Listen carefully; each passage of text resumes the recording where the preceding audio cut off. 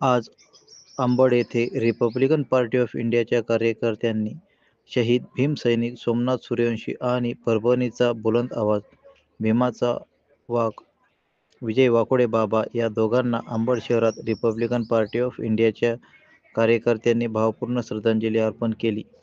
यावेळी प्रकाश रुपवते, भोसले अंकल, डोंगरे पाटील, विशाल Rupwate, JK. Sir, Prashant Ghuge, Aditya Rupwate, परमेश्वर मास्कर इत्यादी कार्यकर्ते आणि रिपब्लिकन पार्टी ऑफ इंडियाचे सर्व पदाधिकारी उपस्थित होते. अखिल विश्वाला शांतीचा मार्ग देणारे तथागत भगवान बुद्ध, छत्रपती शिवाजी महाराज, छत्रपती शाहू महाराज, भारतीय राज्यघटनेचे शिल्पकार डॉक्टर बाबासाहेब आंबेडकर, महात्मा ज्योतिबा फुले, सावित्रीबाई फुले, साहित्यरत्न अण्णाभाऊ साठे, राजमाता अहिल्याबाई होळकर या महापुरुषांच्या विचारांना सर्वप्रथम अभिवादन. 10 डिसेंबर 2024 रोजी परभणी शहरात संविधानाची प्रतिकृतीचा एका माथे फिरूने दगडाने फोडून विटंबना केली. म्हणून परभणी येथील भीमसैनिकांनी परभणी येथे बंद व निषेध करण्यासाठी सर्व भीमसैनिक रस्त्यावर उतरले.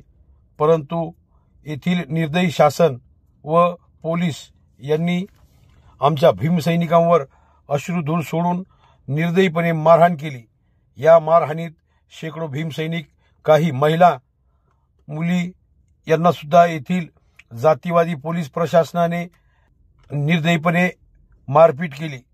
त्यात आमचे भीमसैनिक सोमनाथ सूर्यवंशी यांना सुद्धा या जातीवादी प्रशासनाने आणि पोलिसांनी खूपच मारझोड केली व जेलमध्ये नेऊन टाकले. परंतु पोलिसांचा मार असह्य झाल्यामुळे भीमसैनिक सोमनाथ सूर्यवंशी यांचा मृत्यू झाला.